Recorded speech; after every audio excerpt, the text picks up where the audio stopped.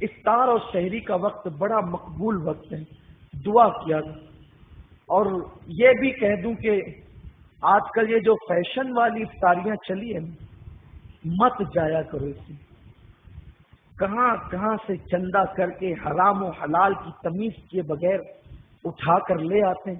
اس میں کون آ رہے ہیں؟ وہ فلاں سنگھ صاحب آ رہے ہیں اور وہ فلاں صاحب آ رہے ہیں جنہیں استنجا کا طریقہ نہیں، جنہوں نے روزے نہیں رکھے ہیں ان کے لیے افطار پارٹیاں ہوتی ہیں۔ مسلمان تو کافر جنہوں نے روزے نہیں رکھے ان کے لیے افطار پارٹیاں کر رہا ہے۔ تیرے شہر کی کنارے کی جو غریب بستی کے مزدوروں کی چھوٹی چھوٹی بچیوں جو پابندی سے روزہ رکھتی ہے وہ کھجور پانی کھا کر کے پھر کھچڑی کھانے بیٹھ جاتی ہے، تو نے کبھی ان کو افطار کرانے کا سوچا؟ یہ جو دن بھر حلق تک کے کھا کے آ رہے ہیں اور رات کو شراب کے نشے میں ڈوب جائیں گے، تم ان کے لیے افطار پارٹیاں رکھتے ہو؟ شرم آنی چاہیے مسلمانوں کو۔ لیڈروں نے فیشن بنایا اور جو چمچے ہیں حکومت کے انہوں نے جو ہے وہ اس کو رواج دے دیا، اب سب جا رہے ہیں۔ کچھ تو کہتے ہیں کہ سید صاحب ہم تو جیب میں اپنی کھجور لے کر جاتے۔ میں نے کہا واہ متقی صاحب، جیب میں آپ اپنی کھجور منہ میں ڈالنے کے بعد پھر کیا کھاتے ہیں؟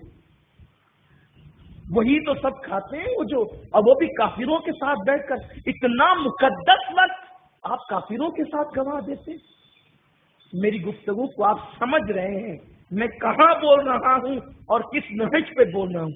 اور میری عادت ہے کہ میں زہر کو شہد نہیں کہہ سکتا، مجھے اپنی قوم کو بیدار، ہاں افطار ہی کرنا کسی کے ساتھ ہے تو مسجد میں چلے آؤ، یہاں اللہ کے بندے ہوں گے، امیر غریب چھوٹے بڑے سب ہوں گے، اور نہیں تو اپنی اولاد کے ساتھ ہی بیٹھ کے افطار کر لو۔ ورنہ پھر اگر افطار پارٹیوں کا شوق ہے، میں ہر افطار پارٹی کا مخالف نہیں ہوں۔ سیاسی لیڈران کہاں سے افطار پارٹیاں کرنے لگے؟ رشوت کے پیسوں سے، بیت المال سے۔ سرکار غوث العظم دستگیر فرماتے ہیں لوگوں خون سے روزہ افطار نہ کیا کرو۔ آپ کے دور میں بھی ایسی آوارگی تھی، فرماتے لوگوں خون سے افطار مت کیا کرو۔ لوگوں نے عرض کیا حضور کوئی خون سے بھی افطار کرتا ہے؟ لوگ تو کھجور سے افطار کرتے ہیں۔ فرمایا وہ جو حرام کمائی حلق میں ڈالتا ہے وہ کھجور نہیں ہے، وہ لوگوں کا خون ہے۔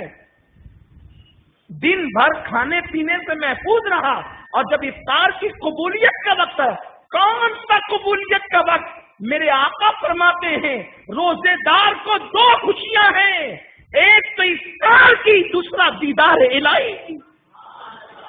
کیا روزہ ہے جس کا بدل دیدار الہی ہے، اس کو تقسیم کر دیا افطار پارٹیوں پر۔ کچھ سمجھو، دین سمجھو، دین کو فیشن نہ بناؤ۔ اگر قرآن و سنت پر ایمان لائے ہو اور مومن ہوئے ہو تو مصطفیٰ جان رحمت کے قدموں میں آؤ، اور اگر اللہ نے نوازا ہے تو ڈھونڈو ان گھروں کو جہاں کھجور اور پانی کے علاوہ اور کوئی چیز نہیں ہے۔ ہم نے ایسی ایسی بچیوں کا حال سنا ہے، مائیں اپنے بچوں کو یہ کہہ کر کے پھسلاتی ہے میرے بچوں آج کھجور پانی پہ افطار کر لو، جمعہ کے دن تمہارے ابا کی پگار ہوگی تب ہم پھل لائیں۔ ان کی یاد نہ آئی، اس قوم کو ان کی یاد، روزے داروں کی یاد نہ آئی، اور بت پرستوں کو اپنے ہاتھوں سے کھجور کھلا رہے ہو۔ کیا جواب دو گے اللہ کو؟ میرے رسول نے فرمایا صلی اللہ علیہ وآلہ وسلم جس کا پڑوسی بھوکا ہو اور وہ پیٹ بھر لے، مصطفیٰ کریم نے فرمایا وہ مومن نہیں ہے۔